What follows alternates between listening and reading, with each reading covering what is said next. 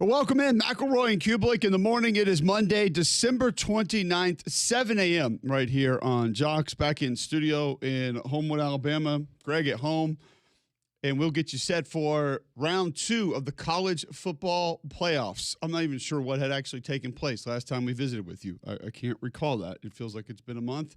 How was Christmas, G-Mac? It was great, buddy.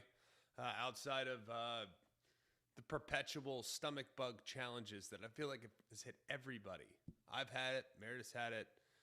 James Gray had it. Vince has it now. It's just like, goodness gracious. May's had it. I mean, have you guys been dealing with the stomach bug for the last week? Because we have. It's been brutal. I have not had that. Did not know that was going around, but hate to hear that. You don't want anybody's holiday to be disturbed by that. It's definitely not good. But it's all good. It's all good. I was worried though. I was going to come in. I was like, Holly, if I got you sick before you have a game tomorrow and the next day, because you have like 4 games this week, I would just not be able to live with myself. But yeah, it's been a great holiday though. We spent a lot of time together because we couldn't do anything, but it's been really a lot of fun. Yeah, brutal, but a little bit of a blessing. So we'll get you set for the Rose Bowl today. It'll be essentially a Max Ball Monday, as we have college football today, a couple of games tomorrow, and then we have round 2 of the college football playoff Wednesday, December 31st. We'll get the Cotton Bowl, 6:30 on ESPN. That'll be number 10 Miami against number 2 Ohio State, 11-2 versus 12-1. Thursday, January 1st. It'll start at 11 a.m. on ESPN with the Orange Bowl. Number 5 Oregon against number 4 Texas Tech, both those teams 12-1. Later that day at 3 o'clock, you get the Rose Bowl with Alabama and Indiana, number 9 versus number 1, 11-3 versus 13-0. And then in the nightcap, 7 p.m. on ESPN, the Sugar Bowl, 12-1 Ole Miss against 12-1 Georgia. So some great games. We're going to break them down. We're going to discuss them, hit a couple of the bowl games that have already taken place over the last week or so. Been competitive games, been fun games. For those that try to poop on bowl season and don't like bowl season and don't like the games, we have had a pretty fun slate, and hasn't really been what a lot of people would have expected as far as bowl games, people not being interested, saying they don't matter. There's been some fun games and entertaining games. Michigan finally has a new head coach. Kyle Whittingham is going to be the new Michigan head coach. This is not a direction a week or so ago, Greg, that we thought this was going to go. I don't really know if I should say best case scenario, because I don't really know what a lot of the scenarios were, because this was such a weird deal for Michigan. But it feels like it's got to be close to best case scenario to go get somebody that has had this kind of success and to be able to bring them at this point in the calendar. Now, everybody's going to say long term, this can't be your answer. But with what he's accomplished, Kyle Whittingham is the Michigan head coach. If you're a Michigan fan, I feel like you have to feel pretty good about it. Yeah, I think it's great for kind of a short term. He's in a remarkable shape. Like, I think he's if he wants to coach another 10 years, he could do it. But just to kind of bridge the gap from what was a very challenging era. Look, I know it resulted in a national championship. Michigan fans will always celebrate their national championship, but there's just been some scandal. There's just been some things that I think Michigan fans probably aren't super proud of, whether that's what transpired with Sherrone Moore, what transpired prior to, even with Connor Stallions, even with all the other stuff. Like, I think they're probably anxious to kind of put that time behind them.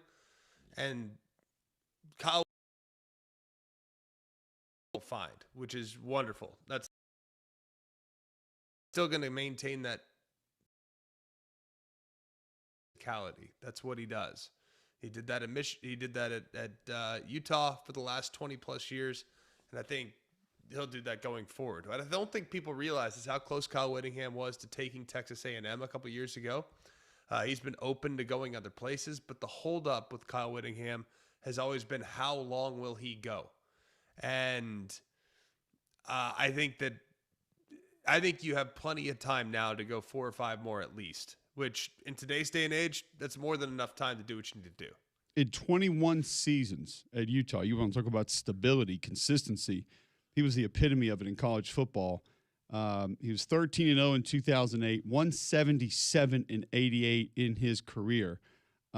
Most wins in Utah history, no surprise there. 4th oldest coach in FBS behind Belichick, Kirk Ferentz, and K.C. Keeler.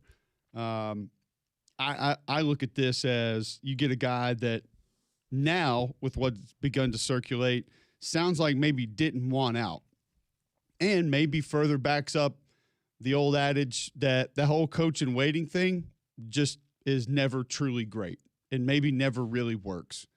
Because at the end of the day, you had to either force him out, ask him to leave, make him not be your coach anymore, when it's pretty apparent that he would have kept coaching.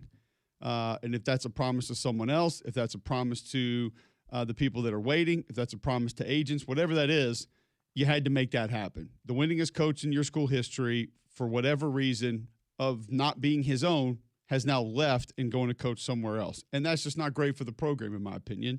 So I got to thinking over the weekend or weekday or whatever day. I don't know what today is. I haven't known what the day is in about 14 days.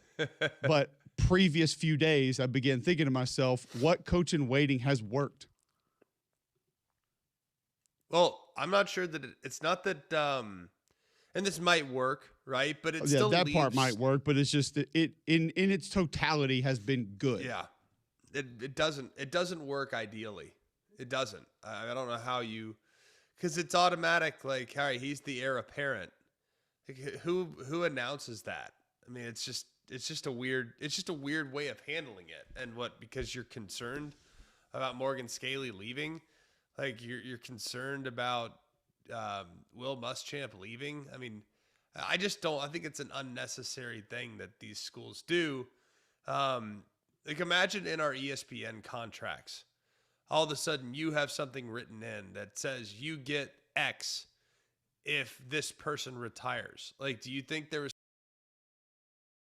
McAfee's contract that said, yeah, you will ultimately replace Lee Corso on the desk? Nick Saban, you will ultimately replace Lee Corso on the desk. Like, they would never put that in someone's contract. I mean, they have in the past, and they've gotten burned on it. So to me, I don't understand why they would do something like that. Because I don't think it's good for the organization. I think the structure behind it's a little awkward as well. All right, so Kyle Whittingham's the new Michigan head coach, and we have seen coach in waiting work as far as be successful as the next coach, but it always feels like there's murky ground. It always feels like there's someone that's unhappy or someone has to do something. And now all of this private equity money is being discussed with this of either he didn't like the fact that they went and took it, or the private equity guys came in and said, if we're going to do this, we need to go a different direction now, hit the reset button, start fresh, and let's get rolling there. Again, either way, not great in the totality of the program when a historic figure that should be someone who symbolizes what your program's all about for years to come is now going to be the head coach in charge at a more historic program than yours. And that's just not great in its totality. So we'll see how it works out at Utah. I'm more interested to see how it works at Michigan, because I think you go with what has made that program successful, Greg, for the last 6-7 years. The latter years of Harbaugh and the early years of Sherrone Moore, and he's about that life. He is. I mean, that's who he is. They want to bloody your nose, not going to be afraid to do it, but not completely stubborn in his ways where it's going to get his team in trouble. So I'm interested to see what he can do, because I'm like you. I think he's got the energy. I think he's got the willpower. I think he has the desire still. And as long as Michigan's not saying, hey, man, this is a 1-year stopgap or this is a 2-year stopgap, I don't know how long he goes, but I think it could end up being a real net positive for Michigan in the long term. I don't see how it ends up in a bad situation. I really don't. Like, I think this guy is about as solid as a coach as you'll find. I think the reality is and answer me this, like, you've been following the sport for a long time.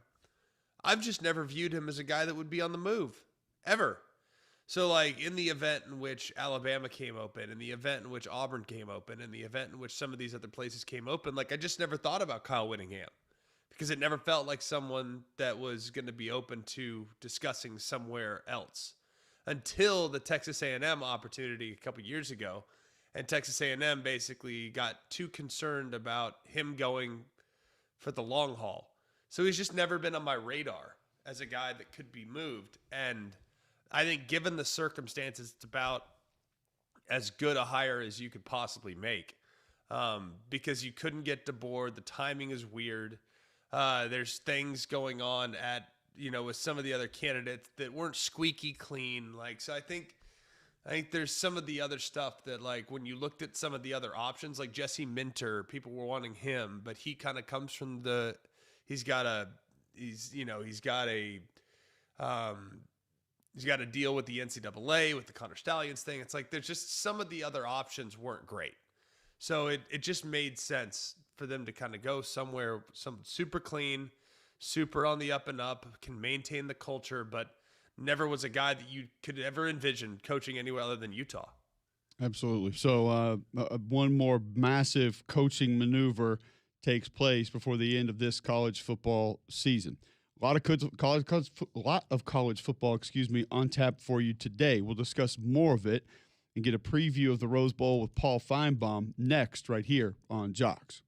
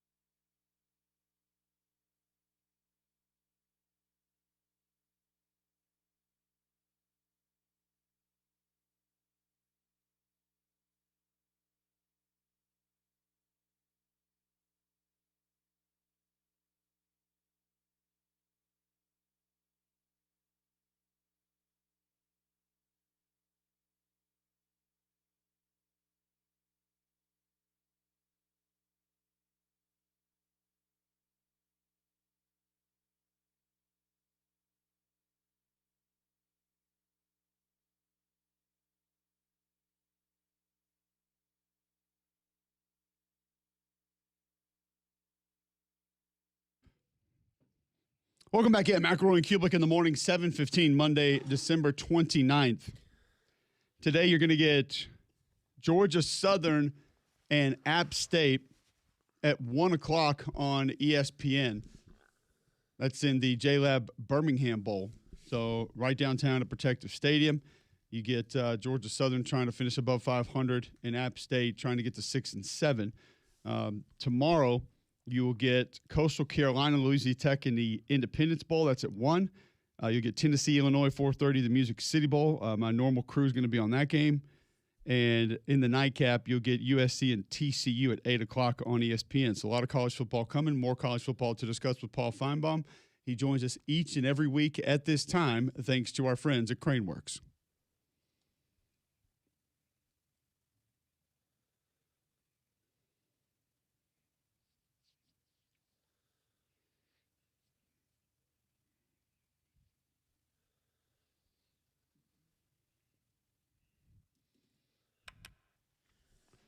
Paul, always great to have you in on a Monday morning. You've had a little time over the holidays to kind of sit back, look at this game, think about this game, see where these teams are. What do you make of this Rose Bowl that we're going to get with Alabama back in it, heading up against Indiana?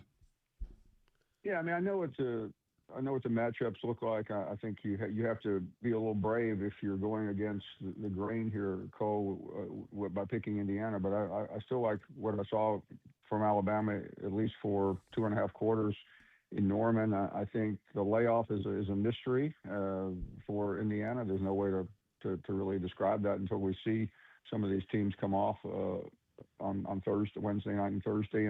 But ultimately, I feel pretty confident in Alabama. It's a little bit of a leap of faith, but I think that's been the story of this team all year long.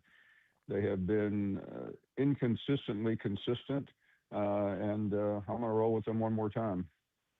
You know, it's amazing, Paul. I don't think I've ever seen a team flip, or really a fan base flip, more than they have this year. From we're great to we're terrible, to we're great to we're terrible.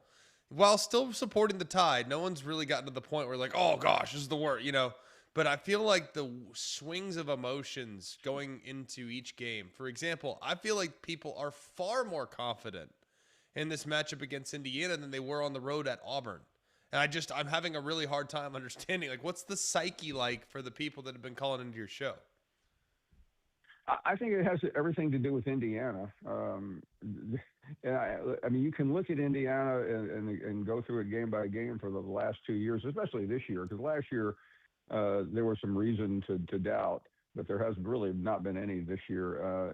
And I think it's just an inherent confidence, Greg. You know it better than anyone. Alabama fans never back away. They're a supremely confident program, and I think.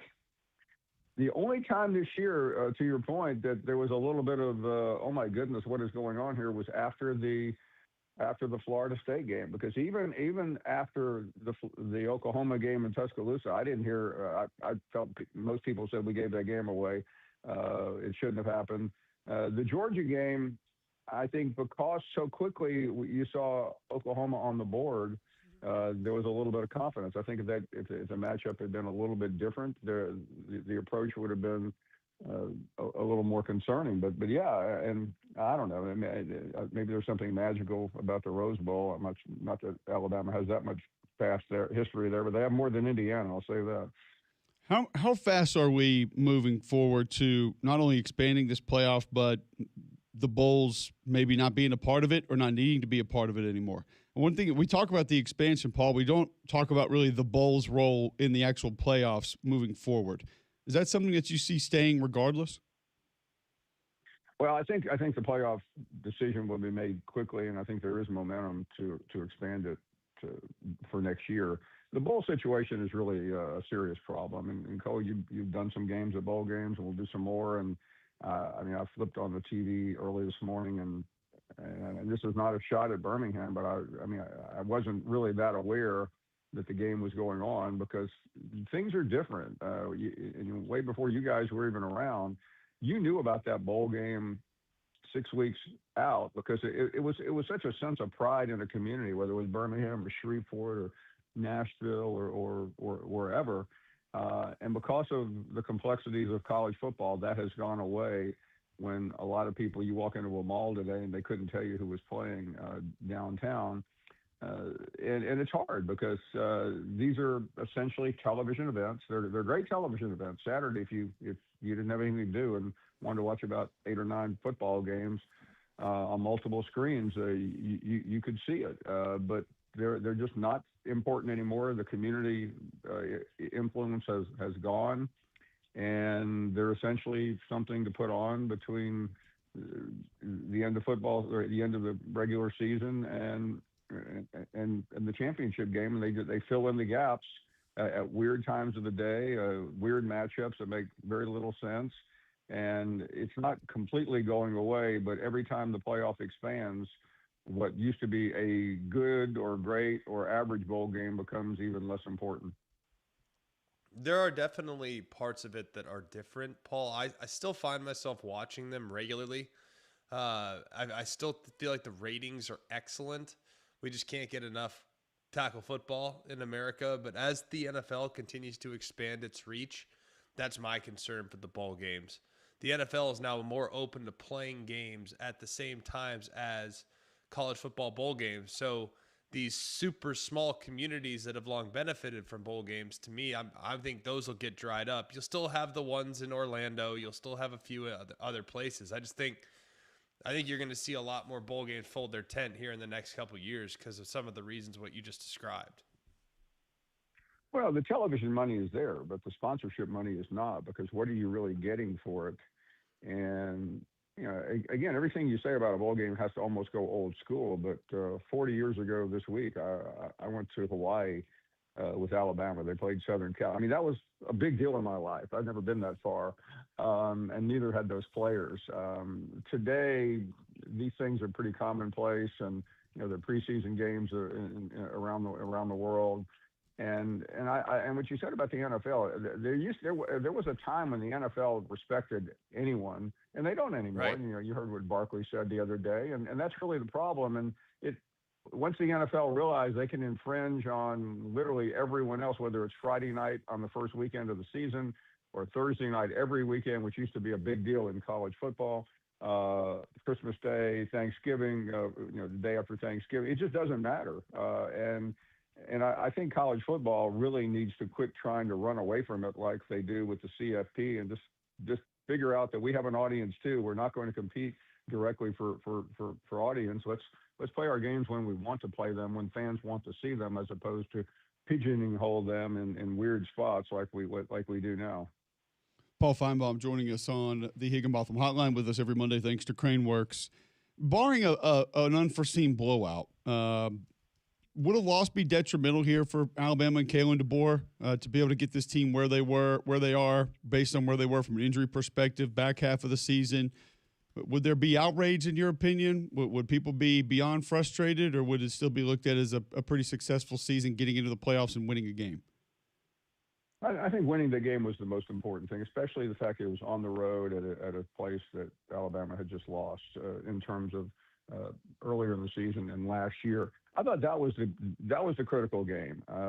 This is not. I mean, this is deep into the run. I mean, it's not that deep, and it's the quarterfinals, but it still feels like if you get to January 1st, it's not the end of the world. And again, there'll be some fans who don't look at the 11 wins and look at the 4 losses, but the 4 losses are probably happening anyway, unless Alabama wins it all. And that's just 2 of those losses are in postseason. So I would argue back for anyone who wants to classify this season as a bust that there were 2 regular season losses. That is not that big a deal in today's world. And the other 2 losses came in premium games. This is a little bit more like the NFL. You can't look at the old model of college football and say, oh my goodness, Alabama lost 4 games. Although you and I both know that there will be callers who say, well, that's 2 straight years of 4 losses for Kalen DeBoer. That I don't think that means as much. He won the game that matters.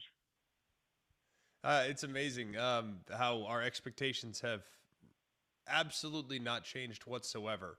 And yet the era and what is expected to be a good season, the preseason number 1 finished 7-6. So, whatever I have to say, preseason number 2, that's Penn State. It's hard to win nowadays. Preseason number 4 finished 7-6 as well. The team they beat in the bowl game, that's Clemson. So it's hard to win. Paul, when you look at the future for Alabama, regardless of what happens in the Rose Bowl, success or disappointment. Success, it's like, oh my gosh, we're going to the semis and we're playing either Oregon or Texas Tech in the Peach Bowl. Like, people will be booking their tickets to Miami after this game if they win this one in the Rose Bowl, I feel like, and rightfully. Like, I'm excited as anybody as a fan.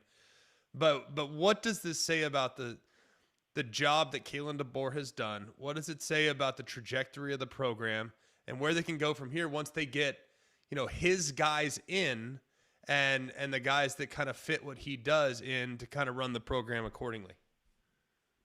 I think reasonable people will be very happy. I mean, let's not forget that under 3 years ago he had the most difficult succession in college football history. It hasn't been perfect, and he hasn't mastered it. And there's always going to be somebody complaining about something. But I think this season he faced the crucible at various points where a loss, whether it was that Auburn game, whether it was the Oklahoma game, it would have felt like all the good had gone down the drain. But he was able to call the right play against Auburn. He did the same thing against Oklahoma, and I think he now should be able to exhale. Now, again, that's Alabama fans, folks can do whatever they want, but I think the people that matter know what they have in him. They feel very good about it. He's not leaving. He's not going anywhere in spite of what somebody's uncle thinks.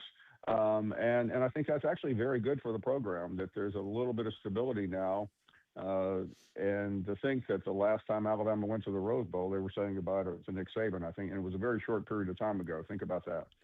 Paul, before we let you run, we mentioned the Kyle Whittingham hire from Michigan in the first segment of the show. I was just curious your thoughts on it. Does it end up being best case scenario based on where Michigan was and how they had to remove their previous head coach?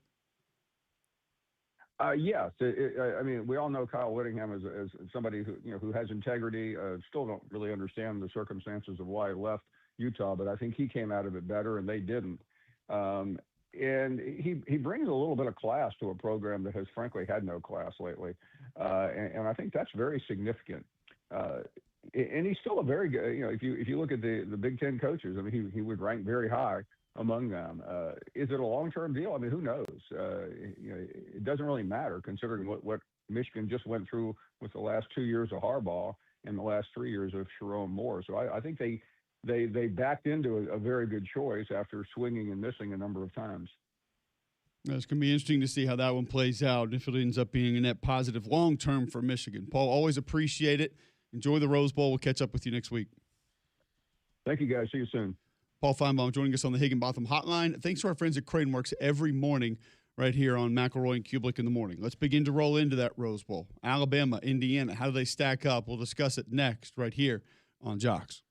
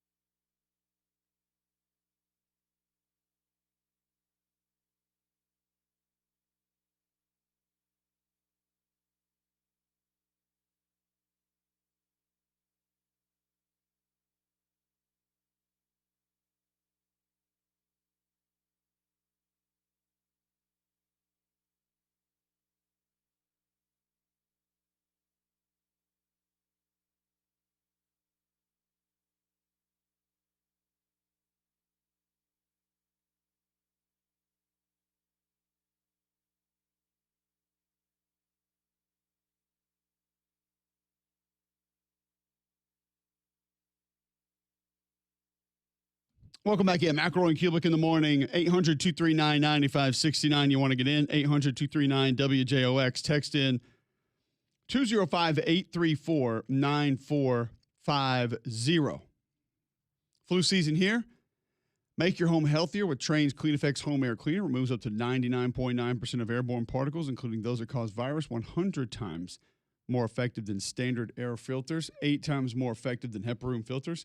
Find a dealer near you at Trane.com. And remember, it's hard to stop a train. Where do your eyes go first, Greg, when you begin to break down or try to break down what this Alabama-Indiana matchup will be in the Rose Bowl? I love everything about it. I've spent more time on this game than probably my game. As crazy as that might sound, at least up to this point. But help me out with this. I always start naturally looking at the defenses. It's just, I don't know. I'm just trained to start there. When I watch Indiana's defense, and this is a weird thing because it's not often that it comes down to this, I really just want your reaction to this. So before we get into the weeds and into all these other things, I don't see a weak link on their defense, which is very rare in college football, I might add. Like, it's very, very rare because I feel like most of the time, even on the best teams, there's something that I feel like I can take advantage of. They don't really have that. And that's kind of where it starts. It's a very well-built defense that executes at a remarkably good level. They've been outrageously healthy. They don't rotate as much because they haven't had to. And I just don't see a super gettable area or section of their team that makes me feel super confident in attacking them in this one area. I think it's the reason that this is just kind of my theory because I've been kind of trying to figure out Indiana as well, or maybe more so just how to explain them because I think I can watch them and see why it works. But Correct. Let me ask you this: do you have a dominant player on their defense, or who would you say is their most dominant player? And there might not even be a guy that fits that description, but like who's the guy that's most troublesome in your opinion on their defense? That's kind of always a great place to start. It's who, not what, right? That's a very standard Bill Belichickian style towards putting together a plan. Who can beat us more so than what can beat us? And with Indiana, I think it's what more than who. I think they have really, really good players. Very solid across the board. None that are complete like, oh my gosh, there's Myles Garrett. We better account for him. You know what I mean? Oh my gosh, there's TJ Watt. We can't block him. We better do this to this. I feel like with Oklahoma, for example, in the last game, there's 3 guys that is like, oh my gosh, we can't handle it. We don't have an answer for that guy. But I have an answer for their scheme. I just don't have an answer for that guy. With Indiana, I don't feel like there is that guy. Now, number 8, Stephen Daly's the one guy that I'm like, all right, he can cause some problems. He's out. He got hurt in the post-game Big Ten Championship celebrating. So he's a problem. I think Fisher's got a real nose for the ball. He's all over the place. But I think the best part of what they do is on the interior of the defensive line. They cause problems up front. A lot of problems right now. I think you can make a case they're the most disruptive interior in the front in the country. And then I love their safeties. That's kind of where it starts for me. 2 defensive linemen on the interior and then the safeties. So by saying that and by them not having a Dylan Stewart or a Quinnen Williams or it's an individually dominant guy like you mentioned, a Myles Garrett, I think what then happens is nothing has to be offset or nothing is allowed to be offset. Therefore, a lot of times you'll build your defense to get a guy free or you'll build the defense to let a guy run or roam. You know, like think about what Ohio State does defensively now in the secondary based on 3 years ago. They act very differently now because of what they have at safety. Indiana is not built that way. They don't work around anything to allow something else to be better. Therefore, you all have to be really good. And I don't think it's much different on offense. Is Mendoza extremely accurate? Absolutely. Is the RPO game deadly? Do their offensive line fire off the ball and give great effort. They're not all super talented and the most talented, like, first-round draft pick guys, but they come off the ball and they have a great understanding of what the scheme is. You know, it kind of reminds me of my game the other night. And sometimes you don't, even if you see a guy play, you don't really realize what he is. I didn't realize what this Dean Connors kid was at Houston until I started watching him. And nobody listening to us right now knows who he is either.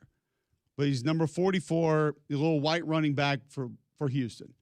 And you would watch him play, and he wears 44, so you're like, oh, he's like the wannabe Tom Rathman guy. Like, you know, he's the undersized Heath Evans kid that, like, oh, he's super try-hard guy.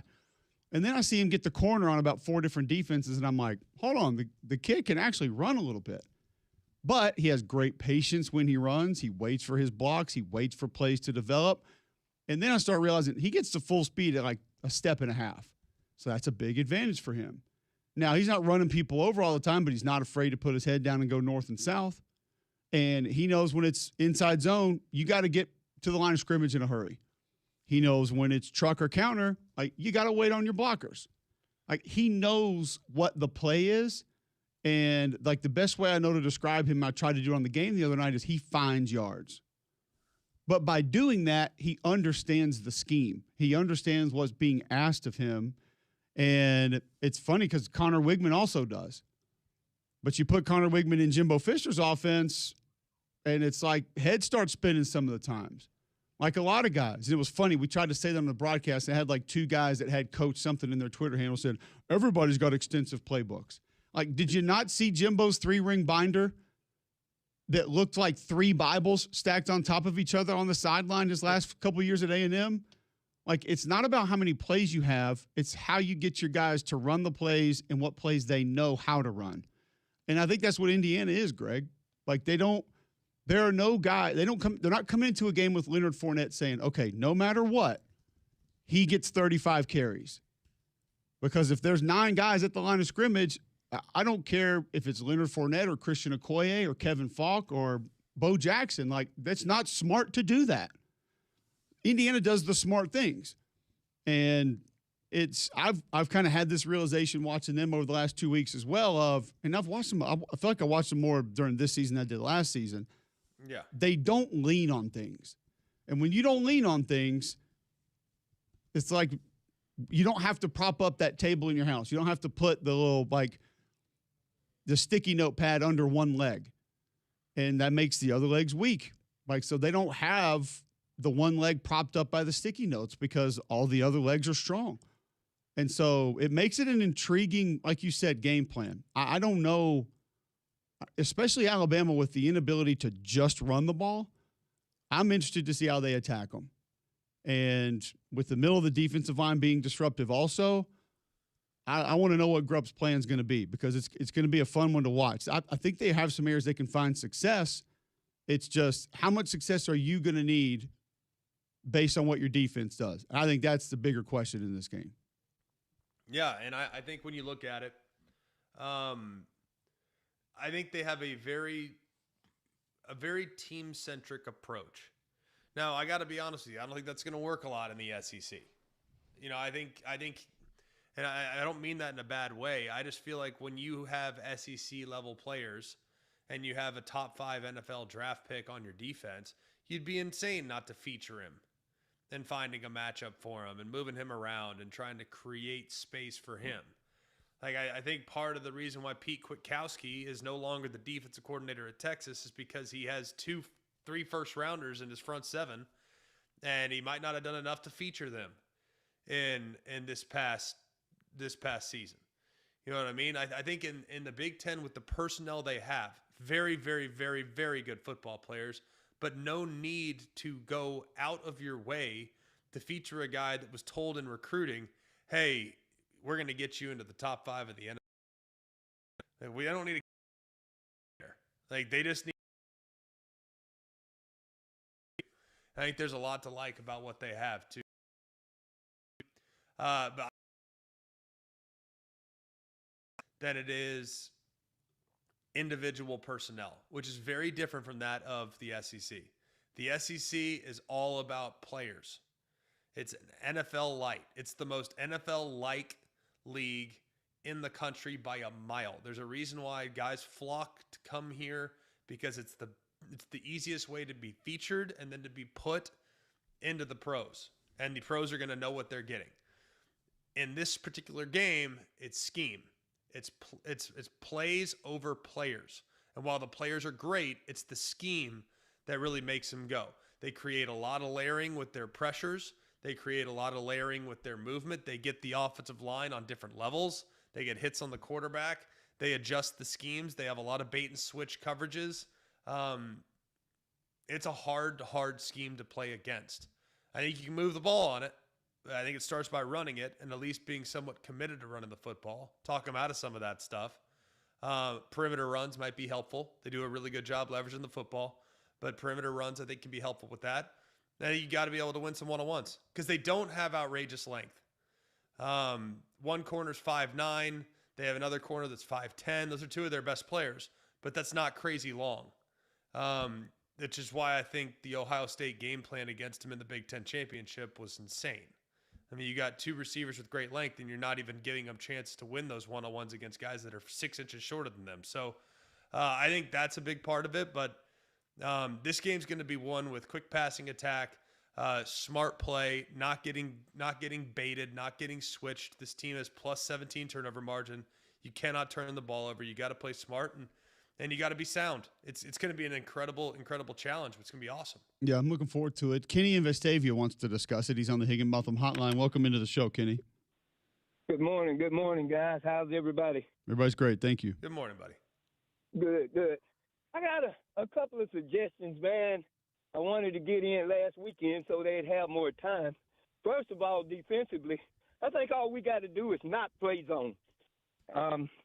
Definition of insanity is doing the same thing over and over again, expecting a different result. And last week when they played the zone, they got ate up. There's so many holes in it looked like a sprinkler system. And when they played man, they stopped them. So I'd say put your 3 big bodies in the middle, put both of those guys on the end that were on the end, with Hill Green in the middle, and let's play ball and stop the run, because that's where they want to beat us. On offense, I think we need to run the ball, and we can do that where we haven't been doing it. I love to add 2 offensive linemen, one on either side, and let Proctor be on the outside, so he's always a threat to catch a pass, so they've got to watch out for that. And put 2 tight ends in the game and let those be the receivers. Let's let our receivers sit out most of the first half and put them on the sideline. Let's just run the ball and play bully ball, put a big defensive lineman in the back. I'm even for not putting the quarterback in the game. Hell yes. And Keep going, Kenny. Preach. Let's put a running back in there. Daniel Hill. Why? You got D linemen. Both of them. Let's swap up and leave them in the Wildcat, and let's run the freaking ball, Let's man. go. Put your fingers in the dirt, baby. Let's run the ball and play bully ball. I'm with they you. got to stop. They have to make adjustments for that. And Yeah. when they do, they going to lose, you know? So I'm hoping somebody in Tuscaloosa is listening. I'm sending them the clip. I got Grub on speed dial right now. I'm texting the clip as soon as Damien can get it ready. All right, appreciate it. Thanks, guys. Kenny. Love you. I don't know what personnel grouping you reference as an extra O lineman, 2 more tight ends, and a D lineman, maybe 2 in the backfield, 1 at quarterback, 1 at running back. Yeah. But I tell you this, I want to know the last time Indiana's had to match up with it. They ain't seen that on tape. Never. Split your tight ends out wide. Now, don't put the extra O-lineman next to Proctor because we need him as a receiving threat.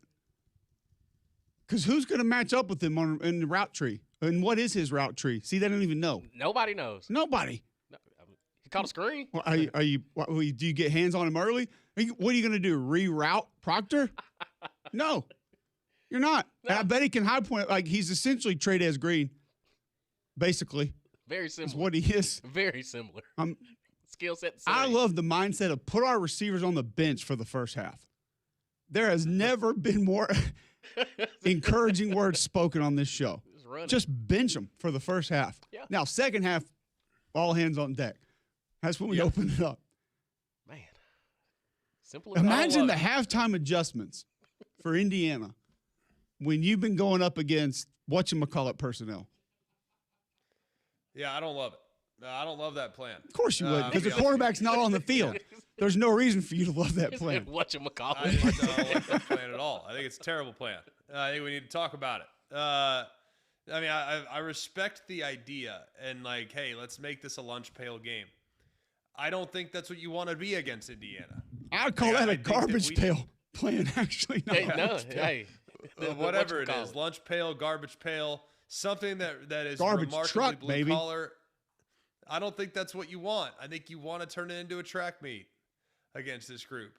I'm good with the defense going a lot of man. I can live with that, but you better be ready to win some one-on-ones.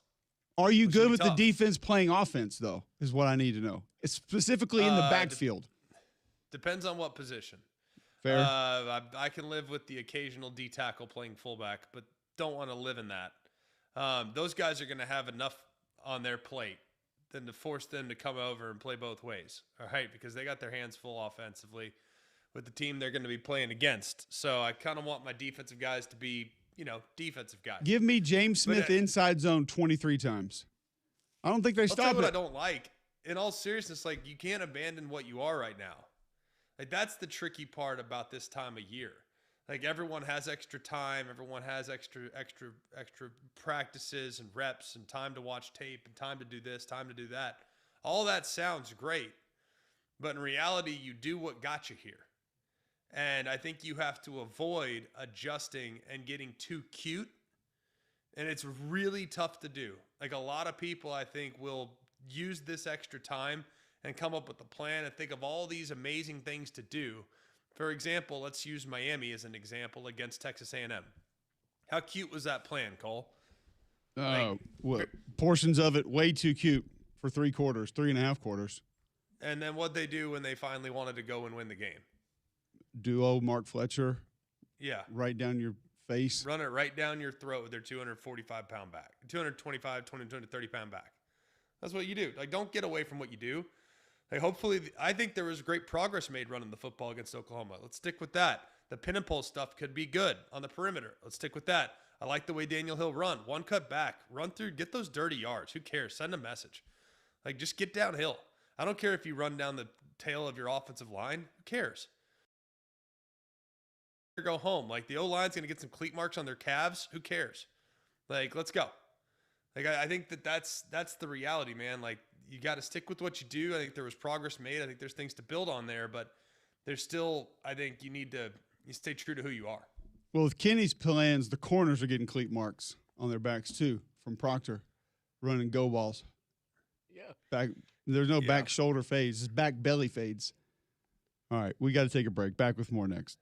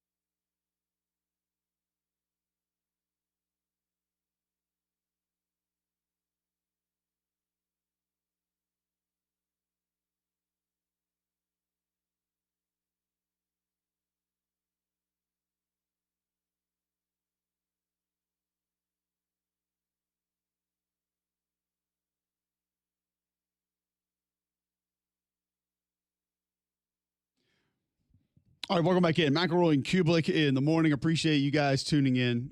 We have a couple calls that are hanging on the Higginbotham hotline. We'll get to those in just a moment. Text in 205-834-9450. Tweet in at Mac and Cube. Before we do continue, tell you about my friend Gusty Goulas in the Gusty Goulas Group. If you're looking for a new home in Central Alabama, it needs to be Gusty Goulas. Why? Serves more than 3,000 home buyers and sellers in the greater Birmingham area. Just Google it. You'll see over 850 five-star Google reviews. Brokered by eXp Realty, Gusty Goulas knows what's coming available, knows what he can get for your home. Going to be straight up honest with you on that. Since 2012, recognized both nationally and locally as Greater Birmingham, Alabama's #1 team in homes sold. So go to GustyGoulasGroup.com, Google it, or call 205-542-1996 today and start packing. Let's continue unpacking Alabama and Indiana. Tom has been patient on hold, wants to chime in. Welcome in, Tom. Hey, good morning, guys. That last guy had a little bit of wisdom on college football, emphasis on little. Let's just take our best 11 and put them out there and play them both ways all the time. A little old school, but my call is about this. If I'm not wrong, this is 2025. DeBoer was hired in January 2024. Feinbaum has him at the end of the third year. My point is this: look at what's transpired in those 2 years. And Greg, if I'm not wrong, you were there in Saban's second year, and then started in your third year. My question is, parallel some of these that time when Saban was there in the second and third year in postseason play, and what we're facing right now, and what the similarity and differences are, because that is a huge turning point in a coach's career and a team year, that difference between the second and third year. And if I'm not wrong, DeBoer has got a great trajectory, as Saban did. Different times, of course, but I'd just like to hear your comparison for a coach who's been there less than 24 months. Thank you. I think he's done a remarkable job because, honestly, if you think about when Coach Saban took over in 2007, it's not like we had zero talent. There was some talent. Remember that team a couple years before? A lot of the recruiting class that I was in, the recruiting class prior to, pretty decent. Like, there was decent momentum. Like, it wasn't a bunch of All-Americans, but decent recruiting, not bad. 10-2 team that had a lot of guys starting to think about Alabama. Really good 2007 recruiting class that Coach Saban was able to hold on to, guys that became pivotal players. Then the 2008 class sprinkling in some of that youth superstar players. That's what kind of took it to the next level. So the foundation was built even in the years prior to. And if you look at what we didn't have to deal with was the pressure of expectations. Like we didn't have any pressure on our shoulders. Like we could only get better. This group has had the pressure of expectations in the midst of transition, which to me, I think is even tougher. I also think that the roster is good. I don't think the roster is what it once was from a personnel standpoint, but then again, no team will have a roster that looked like 2015-16 Alabama or 2021 Georgia. Like, those aren't going to exist anymore. Scoobs, if you want to hang on, we'll get to you on the other side. We'll continue taking your calls. Get to your text, 205-834-9450. Text or call in there. Tweet in at Mac and Cube. More on Bama, Indiana right after this on Jocks.